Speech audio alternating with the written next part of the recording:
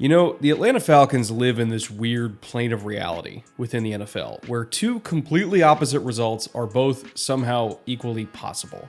Either all of the youth on this team gels immediately, Michael Penix is a hit, the pass rush improves, the secondary improves, Bijan ascends to MVP status, and this team wins somewhere between 12 to 14 games this season and fights for the 1 seed in the NFC.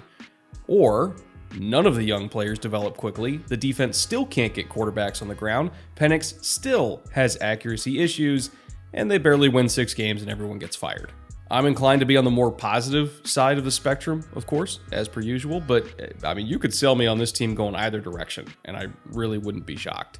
And if you're new to this show, by the way, this is day 23 already, somehow, of the annual Bootleg Summer Series, and in each one of these episodes, we use film, analytics, salary cap breakdowns, and all manner of nitty-gritty football nerddom to answer the 3 questions that make up the central pillar of this series.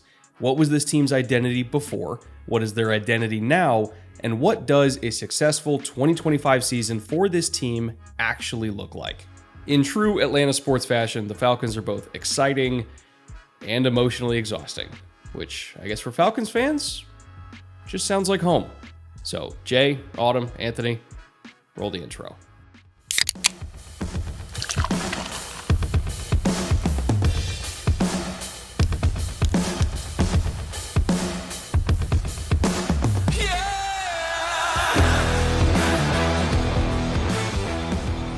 The Falcons started last year by throwing us a strong curveball in the draft, and then just continuing to confuse us and their fan base for the rest of the year. By starting Kirk Cousins, who only had one leg, they doomed themselves to a predictability on offense that they couldn't overcome. On defense, they made it abundantly clear that they were going to draft a pass rusher. Or 2. Is this more focused and integrated approach going to make Atlanta head to the promised land? Or are they just going to be the Falcons that can't get out of their own way? Brett, how do you see them heading into 2025?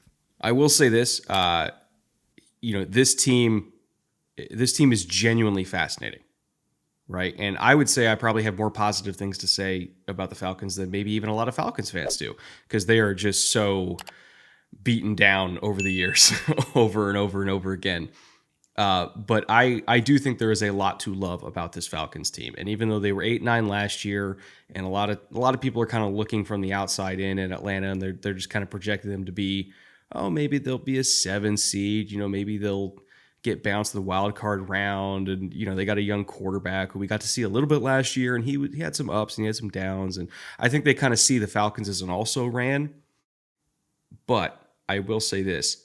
A lot of the additions they've made this offseason are at key areas that impacted them so heavily last year, negatively, that if they get to league average at nickel, if they get to league average at safety, if they get to league average at pass rush, and if they get to league average, like if Michael Penix, I would say, is like the 16th, 17th best quarterback in the NFL this year, like this team could go from being 8-9 to like 11 wins pretty easily. And now all of a sudden we're not talking about them being like maybe a 7 seed that gets bounced. Now we're looking at them as like a division round. Maybe they're going on a run in the NFC. So like I think this is a really fascinating team that I have a lot of good things to say about them, but they have to basically hit every single green light with their young players. And they are relying more on contributions from their rookies or in Penix's case, second year players than probably most other teams in the league are. And that is both exciting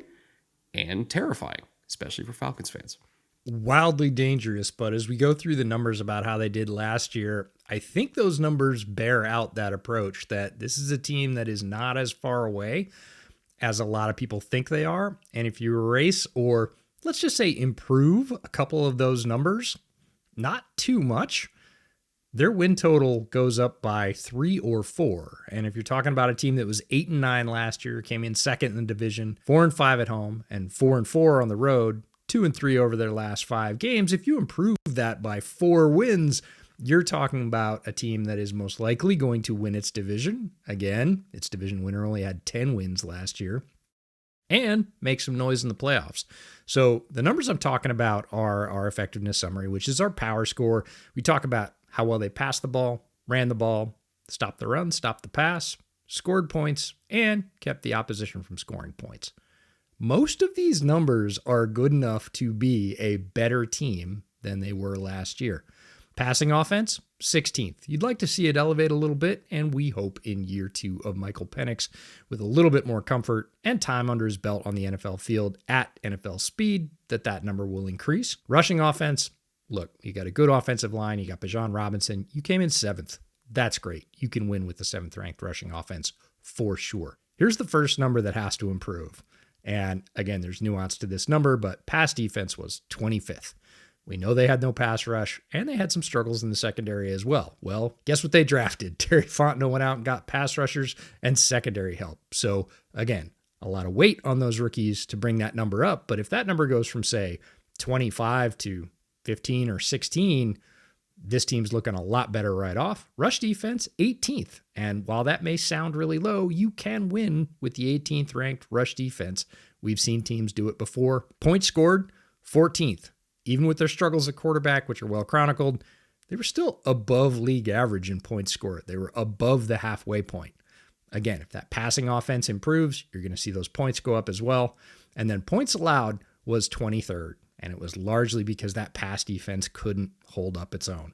And so if those two numbers, pass defense, which was 25th, and basically scoring defense, which was 23rd, go up 8 to 10 spots each, this team could easily win 3 or 4 more games. So if you take those league ranks, add them up, divide by 6, Falcons came out 18th in power score, which is pretty much dead down the middle. And if those two numbers came up, they would be a lot closer to the top 10.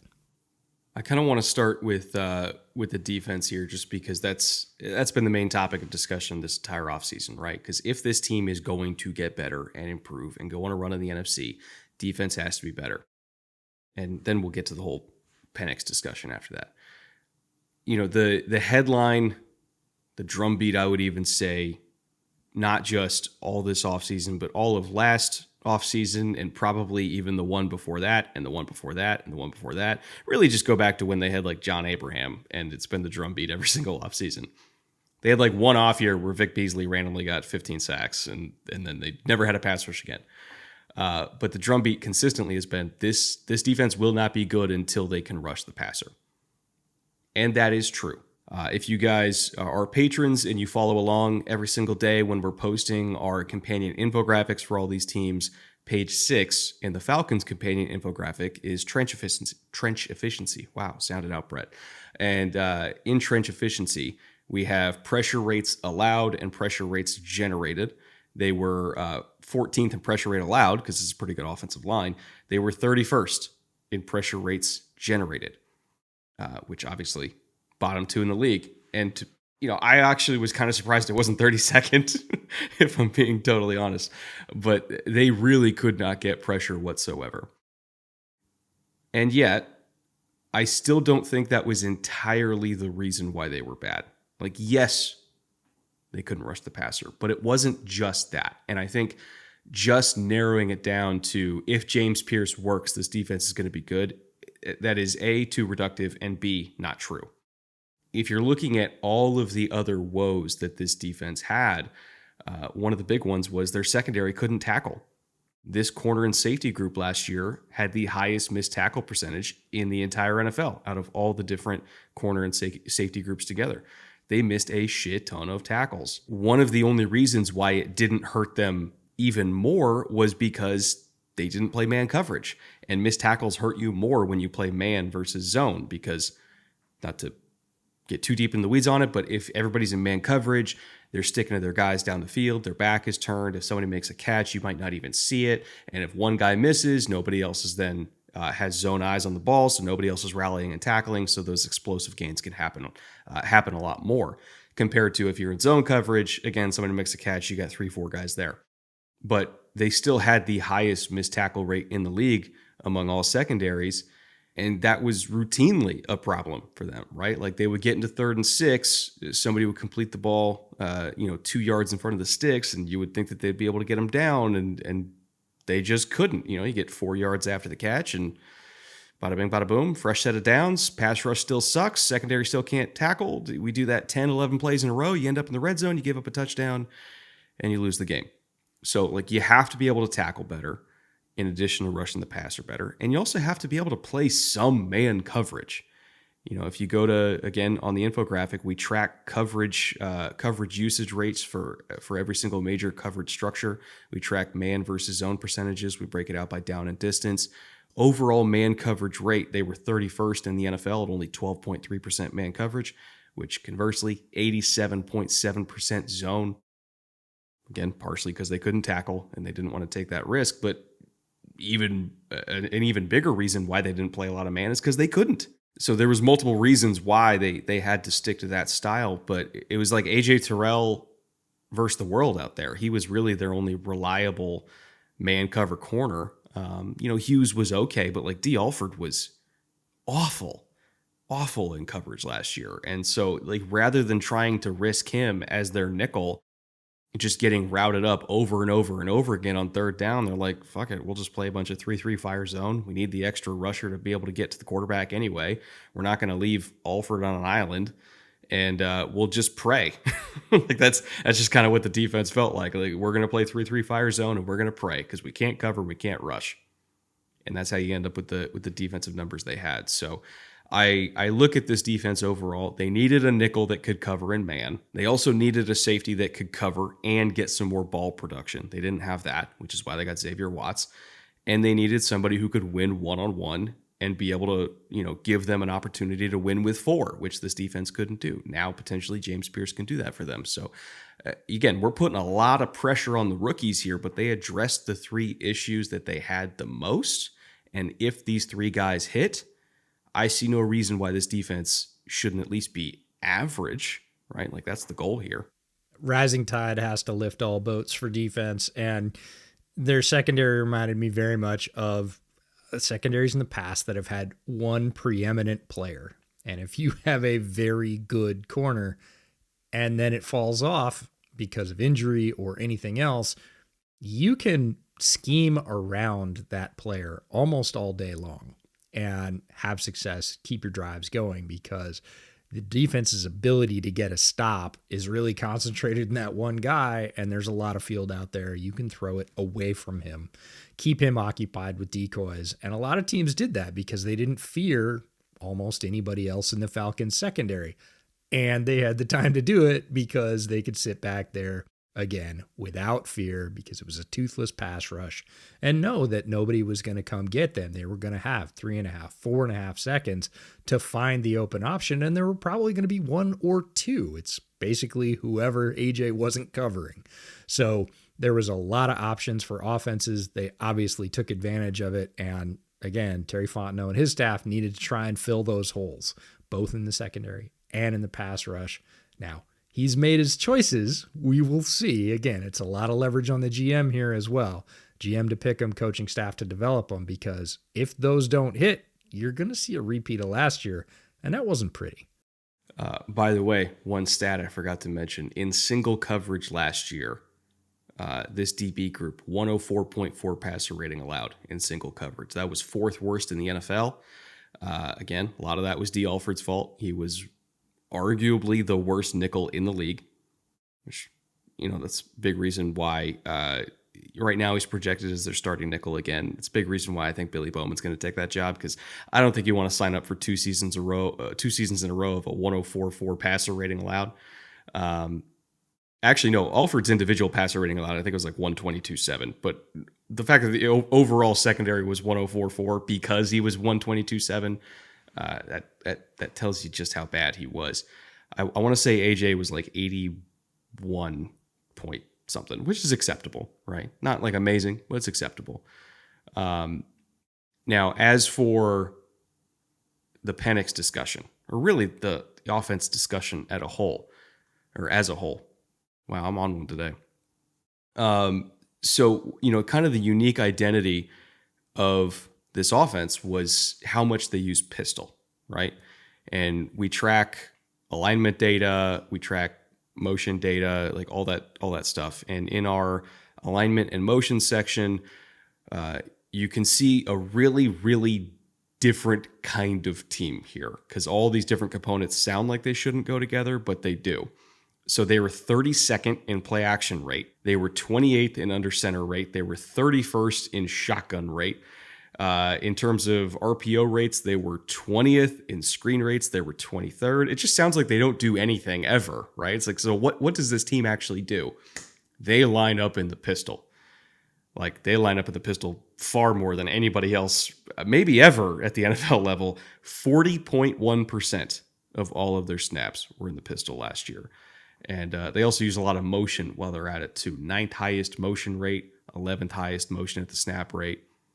Nobody else plays football like this at the NFL level, at least. Like at the college level, sure, you'll see teams like Nevada back in the day run a ton of pistol, but Atlanta kind of went overboard on it. But they went overboard on it for very specific reasons. And I don't think going into the year it was their plan to run that much pistol. It's just they realized last summer, oh, Kirk can't move. So we don't want to do a lot of the under center outside zone stuff with Kirk because he can't line up under center and still get to his landmarks to hand Bijan the ball. So instead, we're going to go into the pistol so he has a better shot of actually getting to that spot to give Bijan the ball so he can threaten the edge. Or else we're just going to have to completely change what kind of run scheme we want to do. But our offensive line is built for outside zone, so we're not going to not run outside zone just because Kirk can't run. So they switched to being a pistol-heavy offense just for that reason. And what I found even more interesting about it is I expected that when Penix got in, because he started weeks 16 through 18, I thought their pistol rate was going to go down because in theory, he's super athletic. You can put him under center. He can hit that landmark. We can run outside zone. Again, he's athletic. We can boot him out if we want to do some play action stuff. And no, their pistol rate actually went up with Penix in the lineup. So that was the biggest shock to me when doing research on this team was like, oh, they went up to a 47% pistol rate with Penix on the field. And so I had a thought to myself, I was like, why? Like, why did they do that? And what I came up with was, not what I came up with, what I inferred from that was Michael Penix, if you go back to his college days, specifically at Washington, only 7.5% of his snaps at Washington were under center, and they only called 13 passes from under center all of 2023, right? And they played, because they went on a run late in the playoffs, so they played a ton of games in 2023. To have 13 passes from under center total means you're doing less than one a game, basically. And so I was like, okay, maybe they determined that he wasn't super comfortable in under center yet, but they still wanted to be able to run outside zone. And the track, if you're trying to run outside zone from shotgun to make Penix more comfortable, the track for outside zone from shotgun is really wonky and honestly kind of bad. It's like way too east-west. And it makes Bijan have to string it out too much, and it makes the cutback way too hard. And, Andy Reid does it all the time. I don't know why the Chiefs like outside zone from shotgun. It sucks. I hate it. And so they're like, all right, we're just going to stay in pistol because that way the track is still easier for Bijan. It's easier for Michael to get the ball because he's still not super comfortable under center. And it led to them leaning even more heavily into this Frankenstein's monster offense that they had with Cousins. And it kind of worked. Like I think that was the biggest surprise for me is like they did the Kirk Cousins offense even more than Kirk Cousins did it, and they got better at it in those last 3 weeks. Their pass EPA per play went from 16th to 14th when Penix was on the field. Their rushing EPA per play went from 8th to 1st when Penix was on the field. Now, part of that is because they played 2 of the 3 worst run defenses in the NFL. Sure, that matters a lot, but like if you're outscaling the Ravens run game by like 30% over a 3-week sample size, that still is pretty damn impressive. So I think the fascinating thing for me to look at is, do they do that again, right? Do they still run a ton of pistol? Or do they put Penix more under center and run more, I think, what they thought they were originally going to run with Cousins? Like, what is Zach Robinson comfortable with? What is Penix comfortable with? What is the offensive line and Bijan comfortable with? Because now there's been changes up front for the Falcons this year. Like, I don't know. Like, I wish I could tell you. I really don't know. But I am so excited to find out because this team, they just run everything differently than everybody else. And the option's open to them because he does have a full off season. And yes, he had a full non-injured off season last year, but there was all the turmoil about, well, we paid Kirk all this money, and then why did we draft Michael Penix in the first place? All that was swirling around, in addition to just being a rookie and trying to get up to speed, learn an NFL playbook, learn, all your new teammates, your receiver timing, everything else. So I thought Penix did a pretty good job coming in the middle of all that, in the middle of the season, and playing pretty well, trying to show what he could do.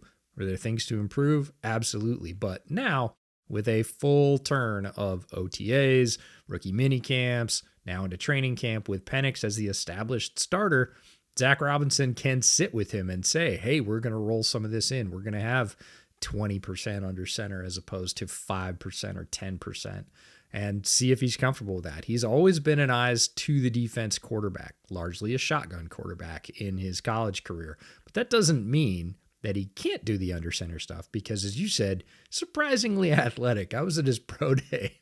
He ran and everybody gasped. And I was looking at something else and I said, who was that? And they said, that was Mike. He's that fast. And with all the talk of all the knee injuries, which again, he'd been free of for a couple of years by the time he ran, people forget he can motor. He's got good size. And so physically those options are open to him. And now with all the prep they've had, I feel like if Zach wants that, he can roll that in and not be like, well, we're trying to get you to learn on the fly, get you up to speed in the middle of the season. Let's just go with what you know. We can expand what you know in the offseason. And I'm really interested to see it because Michael Penix improved throughout his college career in a really interesting way. Ton of injuries early, ends up transferring from Indiana to Washington. Everybody kind of writes him off. And then he has a healthy, 19, 20 month stretch and goes on a dominant run. And you kind of had to drop the injury prone label because at the end, he hadn't been injured in almost 2 years and he was tearing up just about every defense in college football. So with a little more time, I want to see what Michael Penix can do as the operator of this offense. The big thing he needs to improve is just ball placement. And that is a shocking thing for me to say because he was deadly accurate at Washington. I don't entirely know why his accuracy tanked so much in the limited action we got to see, in his rookie year. Again, we're talking about 3 starts here. He didn't play a whole lot, but in those 3 starts, if we're just looking at accuracy metrics, off-target incompletions, he was 35th in terms of completion percentage among all quarterbacks with at least 25 dropbacks over that time period when he was starting. I know it sounds like a very caveat, but again, these are just the sample sizes we're working with here, right? He was 35th among all quarterbacks that had significant numbers of passes in completion percentage. And as far as off-target incompletions over that 3-week sample size, he had 15. That was 6th most among all quarterbacks over the final 3 weeks of the year. It's about 5 off-target incompletions per game. Compare that to the off-target incompletion rate, at the top of the league. You have guys like Bryce Young, Baker Mayfield, Joe Burrow, Matthew Stafford, Josh Allen. They're all at about 2 to 2.5 per game, or even less. In Geno Smith's case, he actually had the fewest off-target incompletions per game last year. For reference, he only had 5 in the last 3 weeks. So again, we're talking about a third of the amount of off-target incompletions for guys that are at the very top of the league versus what Michael Penix was. So if we're just looking at raw completion percentage, if we're looking at balls that just sailed on him or ended up in the dirt, or not all of them were his fault. Some of them were under pressure and he had kind of like an awkward arm angle. Then it just took off on him. Not all of them were, he was sitting in a clean pocket and just missed, but he had a significant number of misses where nobody was touching him. Nobody was kind of moving him off his spot. He just straight up sailed the throw, and he's got to improve, right? I'm not saying anything that Falcons fans haven't also echoed. He's got to get more accurate. What's weird about it is he was really accurate in college. I don't know where that went. So I'm not inclined to treat this the same as Anthony Richardson, where I'm I don't have faith it's going to get better. Like, I have faith it's going to get better with Michael Penix, but we still got to see it. Like, he still has to improve, or else, unfortunately, they're just going to put Kirk Cousins back out there. And, maybe that's part of the reason why they haven't gotten rid of Kirk yet, is because they need to see his accuracy improve before they feel comfortable letting him go to somewhere else. And I think he can do it, again, because we've seen a large sample size, lots of throws, lots of games started in college where he was very accurate, but you're not wrong. His limited sample size from last year had a very Jameis Winston quality to it. There was a lot of scatter shot. Some you just kind of had to shrug your shoulders and say, I don't know why that happened. But when he hit big. His big time throw percentage was pretty good, even in that limited sample size. But you have to do the little things well in the NFL. That's the difference between college and the NFL, is in order to keep drives going, which you need to do. You can't miss the easy ones and then, hit a big one and say, yeah, but I hit a big one. You've got to be able to do both. We've seen him do both in the past. And again, I hope with more familiarity, especially chemistry with his receivers, being the number one guy established with the number one offense from early on, that we will see that accuracy come back, because it was deadly in college. So again, goes in the category we've said before in this series. We've seen him do it. We know it's demonstrated ability, just has to come back in this setting. And I hope it does. Yeah, second most big time throws out of every quarterback over that 3-week starting period. So like it's there. Like, we know the talent is there. He's got great arm. And hell, he probably could have had even more big time throws than that. There was just a couple where like receivers were on the sideline and couldn't bring it in while keeping their feet in bounds. Like, he had a really nice throw to Bijan off play action that just unfortunately was out of bounds, but like, it was a great ball. So it's there. We know the talent's there. I do want to touch on Cousins, by the way, because that is kind of the storyline that's in the background here of like, they already gave Penix the job. They already said he's the starter. And so Cousins has made it known that he wants to play. He wants to start somewhere. He's kind of in the same spot now that Joe Flacco was when Lamar was coming up, where Joe's like, I could still play. I could still like be a good football player and take a team to the playoffs, which, to Flacco's credit, he was correct. He actually did it in Cleveland. He's still playing in Cleveland. He still might start in Cleveland like 8 years later. But I think Cousins is in that kind of phase of his career where he still sees himself as the guy, and I'm not 100% sure how many NFL teams agree with him. So the real question is anybody that desperate, right? Where they're going to call up Atlanta and say, send him on over, we'll send you some assets. It kind of feels like, yes, Atlanta is holding on to Cousins now just in case something awful happens, right? Like, who knows? Maybe Penix, knock on wood, gets injured during preseason training camp, and then they're really screwed. Like, maybe they're holding on to him just to make sure that they're okay.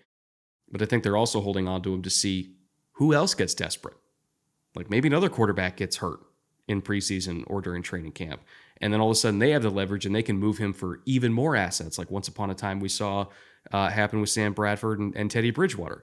Again, massively unfortunate circumstances, but it happens, right? And like, Atlanta's paying extra money now because they've waited this long, because they wanted to wait for the right deal if one was coming along. So I guess my question to you is, EJ, who would be willing to pay the price that the Falcons seem to be wanting to wait for? I think you nailed it with desperation. Desperation is going to be the driver here. It usually is for quarterback, and teams do wild stuff when they get desperate at that position. So if somebody with an established starter, or somebody that they thought was going to be their established starter, gets through training camp and realizes we're dead in the water without somebody else pulling the trigger, they could come to Atlanta with a good offer that would be worth the Falcons moving off the security of having Kirk Cousins there. Because even if he's quote unquote upset, I don't see Kirk Cousins really rocking the boat in Atlanta. He'll definitely let folks know he's disgruntled, but I don't think he's going to be, cancer in the locker room or anything else like that. And he knows that if Michael Penix turns an ankle, he's going to be right back out there. So for him, he wants the starting spot, and another team would have to be, I think, a little bit surprised. They would have to go through training camp and be like, whoa, we thought our guy was, either had another year left or our young guy was going to take a step, and he really hasn't. And everybody, including our own defense, is looking at us like, really? That's the guy you're going to trot out there that we need to support? At that point, the pressure starts to ramp up, and sometimes people will break and do it. I thought it would probably be the Indianapolis Colts, but AR's had some flashes. Looks like he's polished up his mechanics a little bit. He is hitting some of those more routine throws that we're asking Michael Penix to hit this year. So I think they've probably cooled a little bit on the have to, and that's really what it is. It's, do we have to do this to compete? And if a team feels like that, Kirk Cousins is the most logical option in the league right now. All right, let's get to the decision makers here. The people who are in charge of potentially trading Cousins, and the people that drafted Penix, and the people that made a lot of investments into this now young defense this offseason. Who are the shot callers down in Atlanta? EJ, I'll let you take it from here. Terry Fontenot is the GM, and a lot of pressure on his young draft picks, not only from last year, but also obviously this year in the pass rush department specifically. They have to pay off for this team to deliver on its promise. If they do, he's going to look like a genius. If they don't, there's going to be a lot of questions about, hey, are you the guy that's going to be able to do this? Because the needs are very clear. You took your best shots at addressing them, and that didn't work out for us on the field. Head coach is Raheem Morris. Raheem Morris, to me, is a bit of a mystery. He feels a bit like a shadow. He doesn't feel like a guy that's imposing his will on the way this team goes. He also doesn't feel like a big hindrance. He's not one of those coaches that you look at every week and go, what are you doing? If they just had somebody else on the sideline, they'd be better. So he is dead down the middle.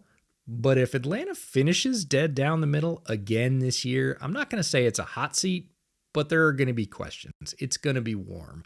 Are we ever going to leave purgatory with this guy at the helm? Fair or not, this is not a shot at Raheem. This is, the NFL is a results-based business, and if you keep finishing with 8 or 9 wins year after year and people don't feel like there's a path to improvement under your leadership, there's going to be questions about that leadership. I will say about that, his seat's warmness, I think, is going to be governed by how the potential 8-9 record would look, right? Like if it's 8-9, but like Penix looks good, I don't think they're going to try to rock that boat. Like I think they'd try to carry that into 2026.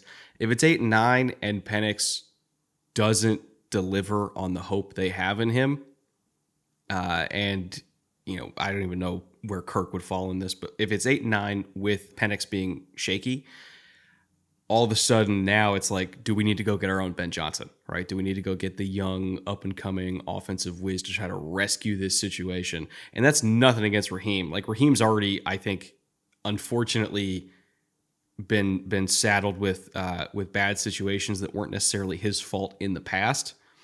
But that's just kind of how the NFL is. Like if there is not explosive year-to-year growth and optimism demonstrated over the course of 24 months, owners do have pretty itchy trigger fingers these days, and they will just move on, and they will try something new, especially when they're in a rookie contract window for a quarterback. They're not going to wait around and find out. So, again, I think it's how the 8-9 win season looks that would govern how safe he is. I would agree with that. So we move into the coordinators, the assistant head coach / defense, just ubiquitous defense, is Jerry Gray. Offensive coordinator, Zach Robinson, a name we mentioned before. Defensive coordinator, Jeff Ulbrich.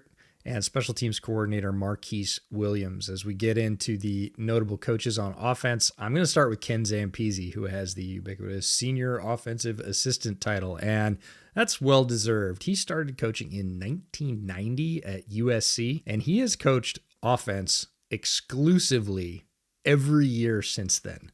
No gaps. And when I say offense, it's been wide receivers coach, offensive coordinator, offensive assistant and quality control, wide receivers coach again, quarterbacks coach, offensive coordinator, quarterbacks coach, quality control analyst, quarterbacks coach, senior offensive advisor and game management. Never stepped foot in a defensive room, I swear. But he knows just about everything about offense, and he is a tremendous asset for this team. with Penix in his second year at quarterback. We're going to do something a little bit different with the rest of the coaching staff.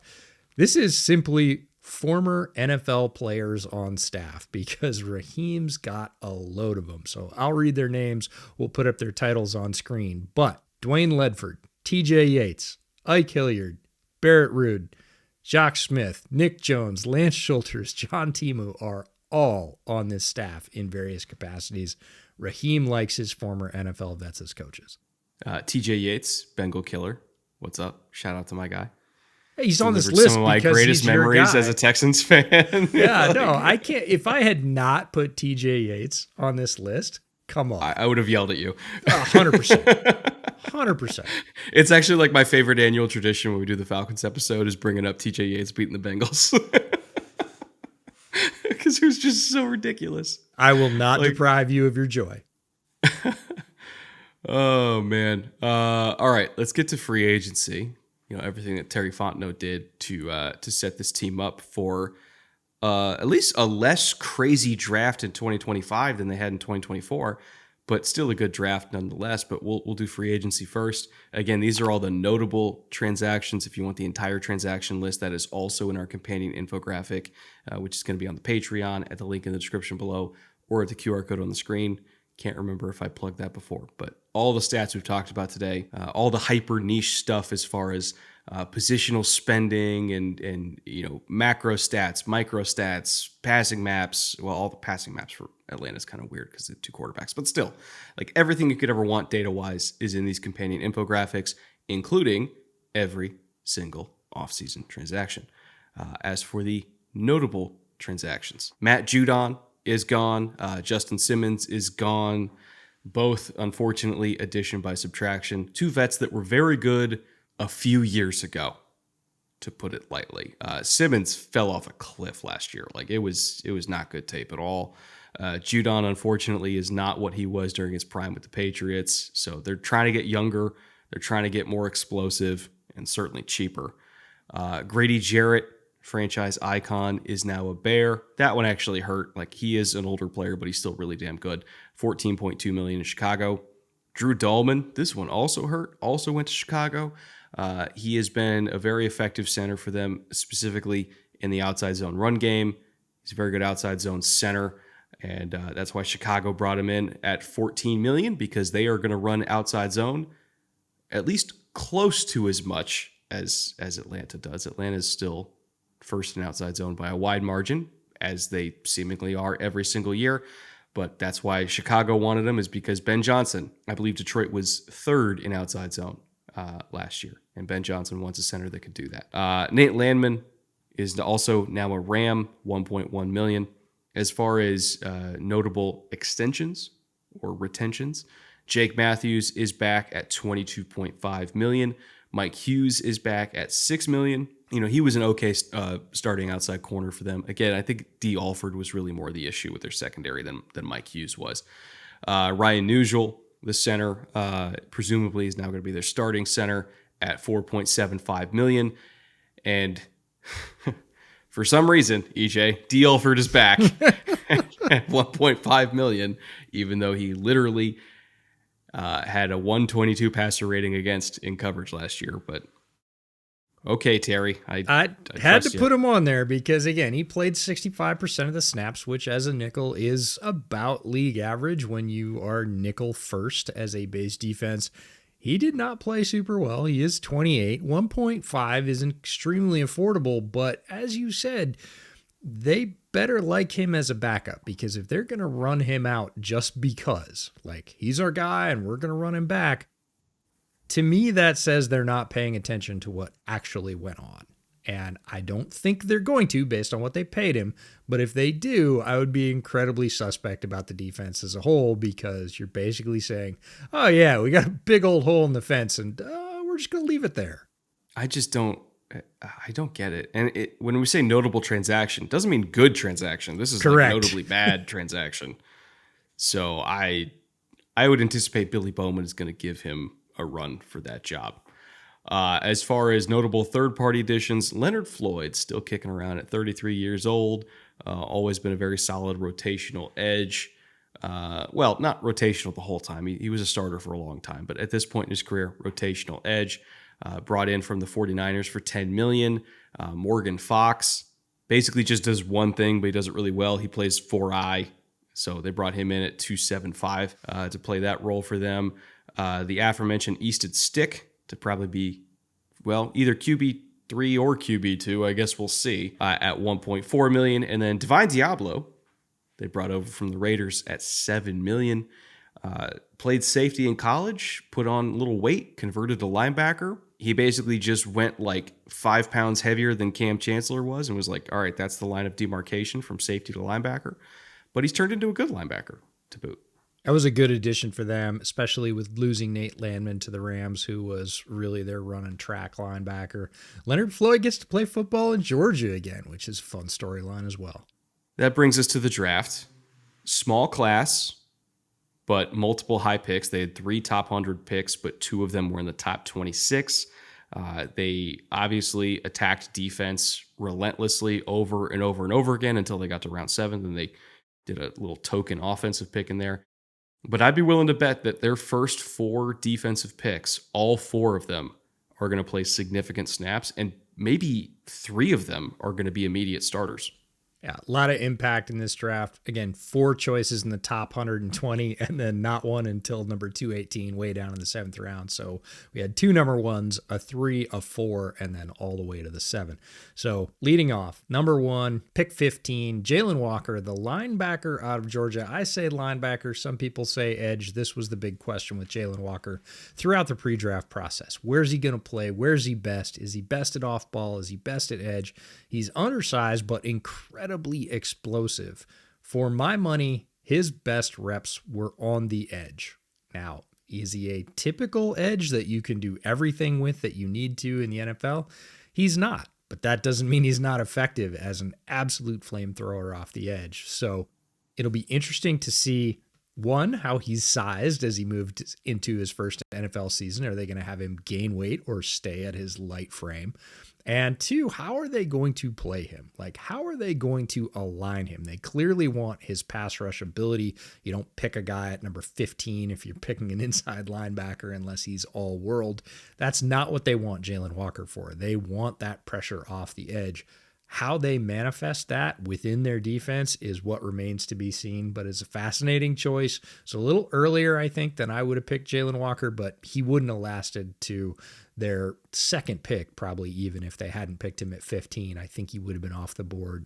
He was a hot commodity in this draft. How'd you feel about Jaylen Walker landing with the Falcons? So I have very complicated thoughts on Walker because on one hand, we're talking about a really good athlete with 10 out of 10 football character. He interviewed incredibly well. He's the kind of guy that coaches fall in love with immediately. He could very well be a captain as a rookie. Like, that's the kind of leader we're talking about. Just, you never have to worry about him, right?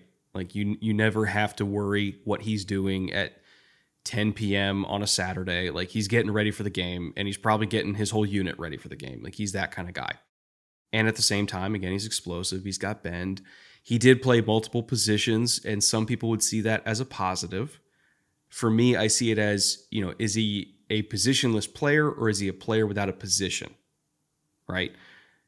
That was why I really hesitated with giving the pick a thumbs up, not because I don't think he's athletic enough with a high enough character to deserve it. Like, he absolutely deserves to get picked that high, but more so, is he a good enough football player right now to justify that kind of investment? And for me, the answer is no, because he's not ready to start at inside linebacker, at least based on the Georgia tape. And he's not ready to start at edge either, based on the Georgia tape. He is a very, very high upside ball of clay that isn't good enough at one position for me to put him on the field right now. That being said, the Falcons are gambling on the fact that he is very talented and he is very coachable and he does have that kind of character that you look for, that they think he's going to get there. Right? They think it's going to be like a Trayvon Walker thing where it's like, coming into the league, was he ready? No. Is he ready now? Yeah. Now Trayvon Walker's a really good player. So that's kind of how they see it. Again, I don't know if I would have done that in the top 15, but when you get into a room with a guy like that, it's tough to deny the presence, and coaches get attached to that kind of stuff because they want to work with him, right? So I see it from that standpoint. The way it was related to me is he was one of the top 2 interviewing guys in this draft in terms of football character. It was him and Emeka Egbuka. And those were the folks that coaches and GMs pretty much league-wide came out of the room and said, 10 out of 10, 5 gold stars, whatever you're going to give him the little Falcon sticker or Bear sticker or whatever it is. He's a guy that we want on our team in every way. And again, when you're going after pass rushers, you draft for elite traits. If you're going to get a pass rusher up high, you do not take a guy that is average physically. You take the traits and hope you can mold them. That's what they're hoping with Jaylen Walker. They get back into round 1 at number 26, a pick they got from the Rams, when James Pierce, the edge from Tennessee, takes a bit of a slide, and they say, hey, 2 bites at the apple is better than 1. We'll take 2 first-round pass rushers. James Pierce is a speed rusher off the edge, and he's pretty darn good at it. He wouldn't have had a slide based on his tape, but there were some questions off the field. Falcons feel comfortable enough at the end of the first round, pick number 26, to dip back in, take Pierce, and say, we're gonna take the shotgun approach at fixing our pass rush here. We're not going for the single, we're going for the double. And Pierce, to me, is ready to be a starting edge. Like, I think he is a good enough edge right now that he can get a hell of a lot more snaps doing that than I think Walker would. And I would anticipate that he's probably at minimum going to be on the field on third downs to start and then work his way up to being, an every down player for them. He does have really good speed to power, which makes me think that he could turn into a plus run defender at the next level instead of hard edge, because I know that he's got pop there. Like he really does. He's not consistent at it, but physically speaking, he's got that kind of strength. It's not like a Vic Beasley edge where I never ever saw Vic being a 3-down player, and he wasn't a 3-down player. Like, I could see James Pierce being a 3-down player. A little stiff in the hips, when this time last year people were talking about him as like being a first overall candidate. I was like, I don't know, he's kind of stiff. He's more of a linear guy where he's going to win because his first step is so good, and he times the snap count really, really well. So when he gets on the tackle's hip, generally he's getting there so fast that he's not going to have to bend the corner as much, which is good because he can't. But when that doesn't work, he's got like a wicked kind of crossover as his inside move. If the tackle does get worried about that speed and starts, oversetting a little bit, he can cross you up. He's got like lateral explosiveness, but not necessarily bend to him. And I think those are 2 different skill sets.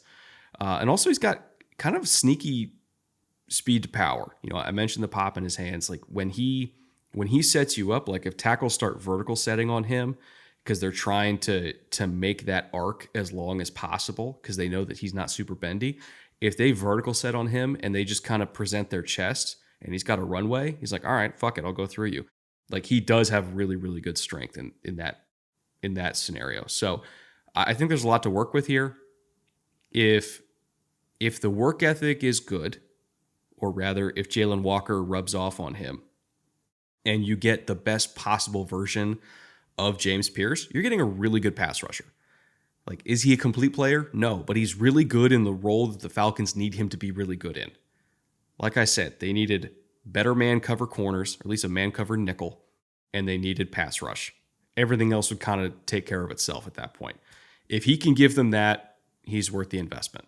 And I think for the Falcons, what their best case scenario would be having James Pierce develop as that first and second down edge that is more all around. I really do like his speed. He reminds me, we said earlier about a receiver in this series, he does everything fast. And James Pierce is that way at edge. He does everything at 100 miles an hour. So you better keep up, because if you don't, he's going to go by you.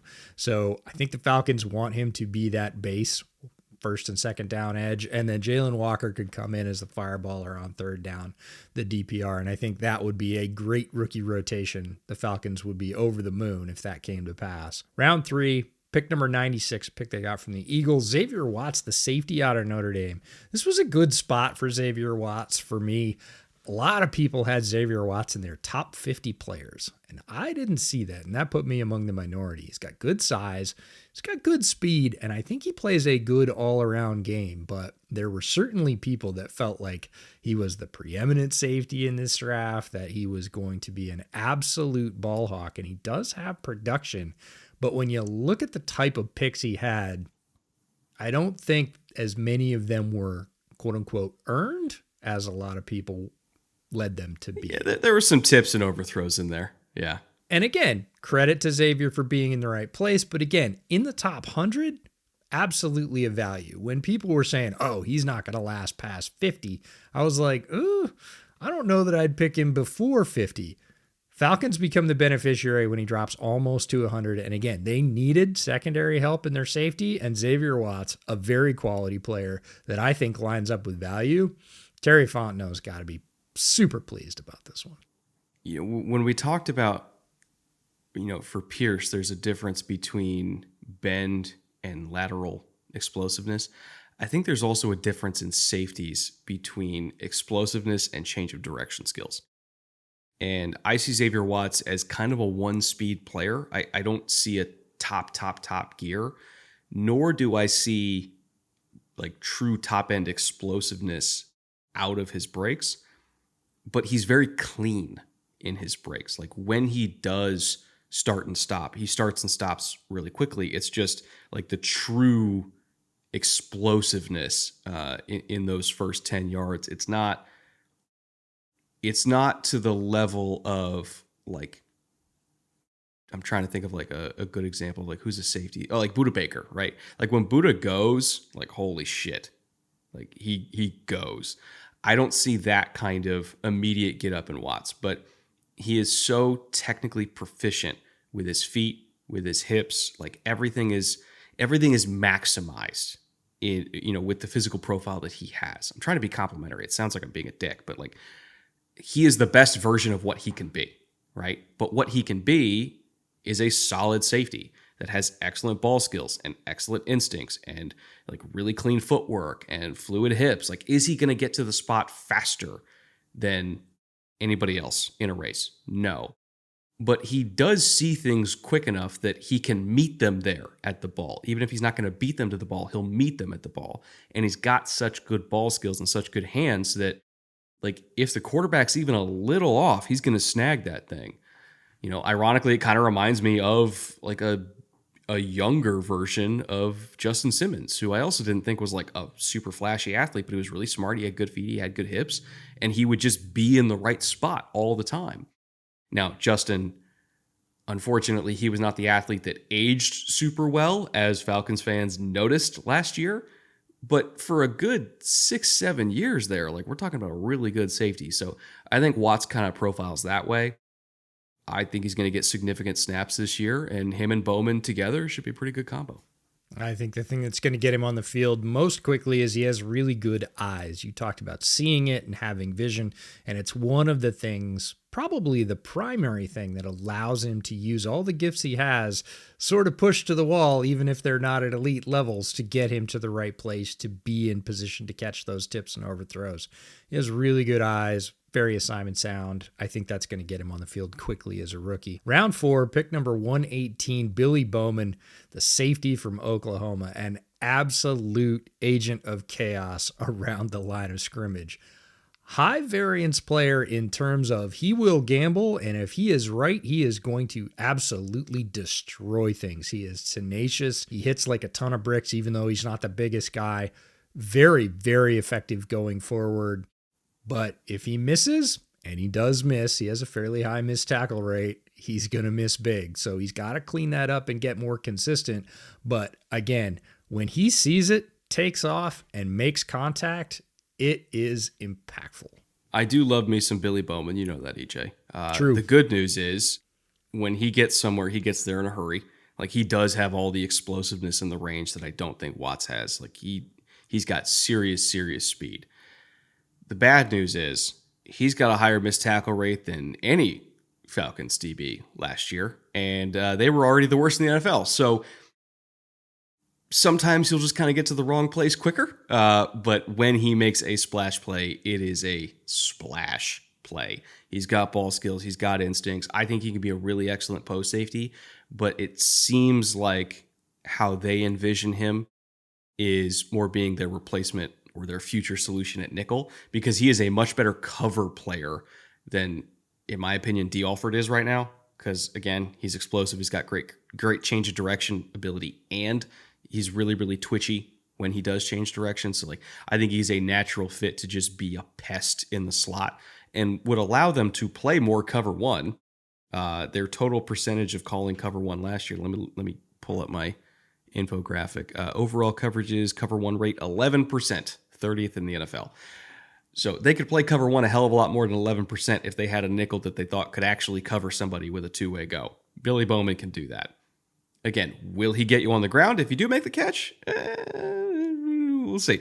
But he could at least cover you on the way there. And that's an upgrade, in my opinion. Yeah, it reminds me a little bit of Jalen Petrie in that his coverage ability is, I would say, very good in the short to medium zones. He's not necessarily the guy that you want to trail a speed slot all the way down the field. But if you're trying to throw little in-breakers, stops, hooks, whatever, he's going to blow that stuff up. And he's a great force player against the run. So really like the addition of Billy Bowman to the Falcons defense. And then we drop all the way down to round 7, pick number 218, a pick they got from the Browns. And this is the tackle out of Wisconsin, Jack Nelson. Right now, by the way, slotted to be Jake Matthews' backup. And right now, the only other competition for swing tackle on the roster is Storm Norton and Brandon Parker. And I guess Tyrone Wheatley. So like, he can have a job here. I think tackle is rather thin. That actually might be an underrated storyline here, is if they take an injury to Matthews or Caleb McGarry, not that it's like a top end tackle tandem, but if they take an injury there, they're going to hurt. Like, they're going to hurt real bad, because all of a sudden, okay, you've got two really good guards. At least I think Matthew Percheron's going to turn into one of the better young guards in the NFC. And obviously Lindstrom's arguably the best guard in the NFL. So you got really good guard play. You got a new center, and you're razor thin at tackle after the starters. So storyline to watch. Not the thickest.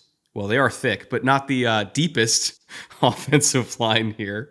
We think the starting 5 can work. We just have to hope they stay healthy. But yeah, Jack Nelson can make this team. Yeah, I think he's got a great opportunity to do that. And it feels a little bit like the same story at wide receiver for me in terms of Drake London's there. Darnell Mooney played really well last year, exceptionally well. I was a big fan of him preseason, said watch out for Darnell Mooney, and he delivered, but he's already hurt his shoulder in camp.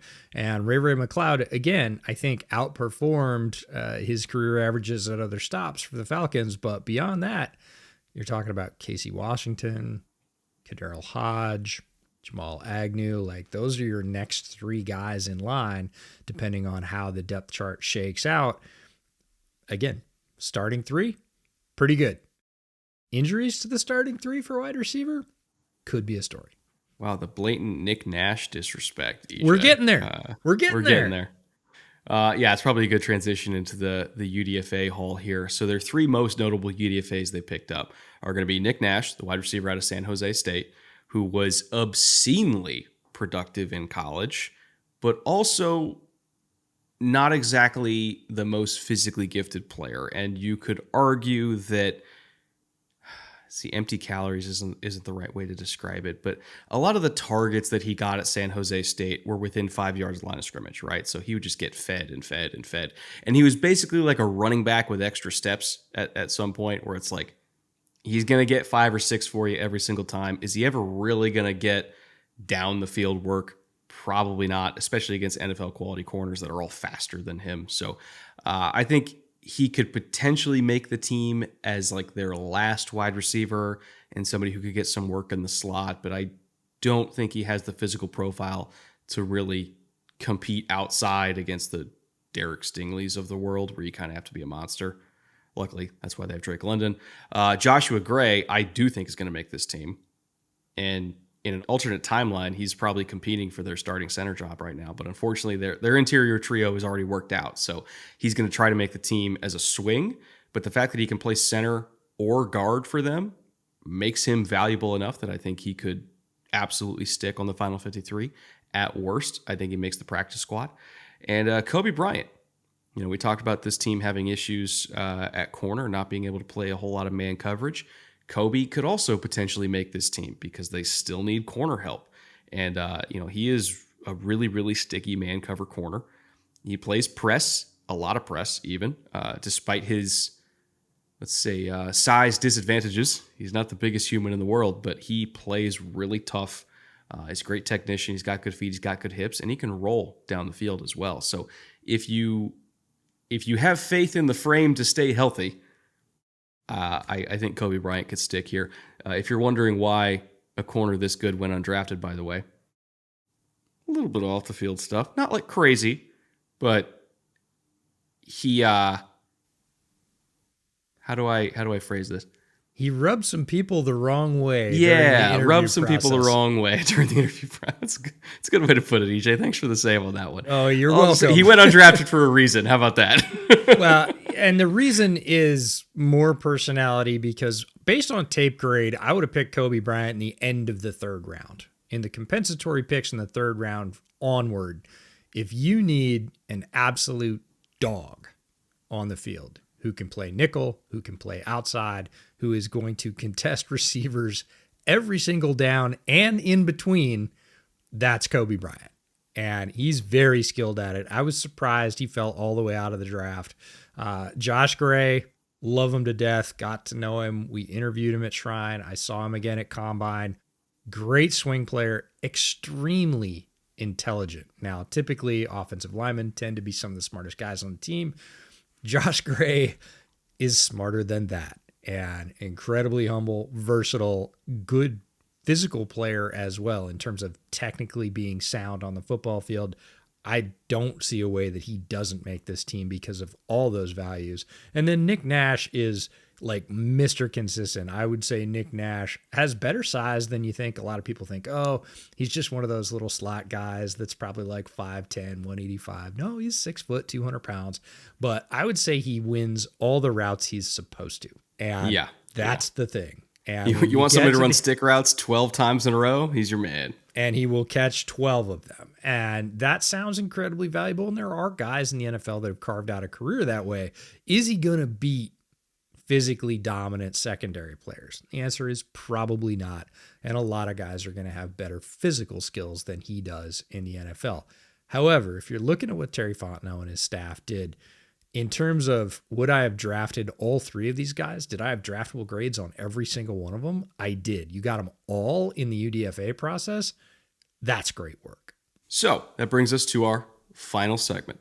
And I'm sure everybody who's listened to these shows every single day for the last couple months knows the script by now. We have our 3 questions that sit in the central pillar of this series. What was their identity before? What do they want their identity to be now? And what is the goal for this season? Their identity before was a defense who couldn't rush the passer and couldn't play man coverage and also couldn't tackle. Not ideal. What do they want their identity to be now?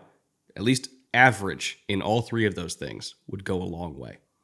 Offensively, they were a pistol-heavy, outside zone-heavy, run-game-heavy offense. With most of the time, it was a older quarterback who couldn't move, and then they transitioned into a younger quarterback who had some accuracy issues. So either way, they were leaning into the run game out of pistol over and over and over again. Their identity this year may or may not be the same, but we haven't seen it yet, so we truly have no idea. So what is the goal with those 2 identities in tow? I do not think this team's timeline, or rather, I don't think they're far enough in their timeline to be a serious NFC threat. In fact, if they were out of nowhere a serious NFC threat, that would be one of the stories of the season, because I just don't see it. I don't think they're there. So for me, I wouldn't even put like playoffs as the goal. I'm not even sure that is what we should be focusing on here. I think what we should be focusing on here is Michael Penix being more accurate. Bijan still being Bijan, and just have the young defensive rookies contribute. Like this, the key pieces of this team are still really young. we don't need to put a whole lot of pressure on it for them to go all the way right now. Like, we just need to see development. If they make a 7 seed, great. That's awesome. If they even make a run at the division, that's amazing. They're ahead of their timeline. But I didn't look at Washington last year and say they have to go to the NFC Championship game. That was ridiculous then, and we didn't know that it was even possible, let alone that it would happen. So I'm not going to put that kind of pressure on it because they're just not there. What I want to see is Michael Penix, 68% completion percentage, including all the screens and everything like that. 68% isn't even that crazy these days. And I want to see top 20 pressure percentage on defense, and I want to see them being no higher than 15th in missed tackle rate in the secondary. If all three of those check boxes are hit, A, they'll probably be a playoff team anyway, but B, I'll feel like this season was a good stepping stone into 2026, which is, at that point, we can start talking about them being a real, contender in the NFC. I feel like their identity before was an incomplete. Remember in high school or college when you got an incomplete grade, teacher came back to you and said, I don't really have enough to go on here, but if you turn in these 3 things, I'll give you a grade. And we couldn't grade them off their quarterback situation last year. It was split. Kirk was injured. Penix came in late as a rookie. The defense just couldn't perform very well. So the grade was incomplete. Terry, you need to fix this. You need to get some pass rush. You need to get some secondary help, and you need to make a decision at quarterback. Well, they did all those things. So now we're going to get to grade them completely. And I'm with you. If Penix can develop to the point where he runs this offense at an NFL average level, you could say anywhere from the 19th to the 13th best quarterback in the NFL. If he can do some level of that, we know the run game is going to be pretty good. The defense has to do the same thing. They have to come in at an NFL average level and not simply let the offense down and let the other team score as many points as they did last year, because that was the downfall of the Falcons. If we see those things, we'll have a complete grade. And again, like you said, if they do those things well, if they hit those green lights, and big asterisks, stay healthy. They're going to have to do that. They don't have depth at some key spots. If they stay healthy, come up with those NFL averages on offense, on defense, yeah, they're probably going to challenge for the division. If they don't, they won't. All right, we are almost through the NFC South, and therefore almost through this entire series. We have 2 more divisions to go. We have the AFC East and the NFC East. And we are not done talking Falcons this week, because remember, every single Friday, we do our division recap shows. So we're talking Tampa tomorrow. Then over on the Patreon, we're doing the NFC South show. That's at the link in the description below or at the QR code on the screen. And in these recap shows, we pick division winners. We pick division award winners, whether it's MVP, Rookies of the Year, etc. So obviously, lots to talk about from the Falcons' perspective with these. And then Monday, we're talking Patriots. We're back at it again with our final 2 divisions. So if you're a Falcons fan and you made it this far, thank you. We appreciate you. Hopefully we didn't give you a little existential crisis, as Falcons football tends to do. And we will see you potentially back here tomorrow for the Bucs episode. Until then, later.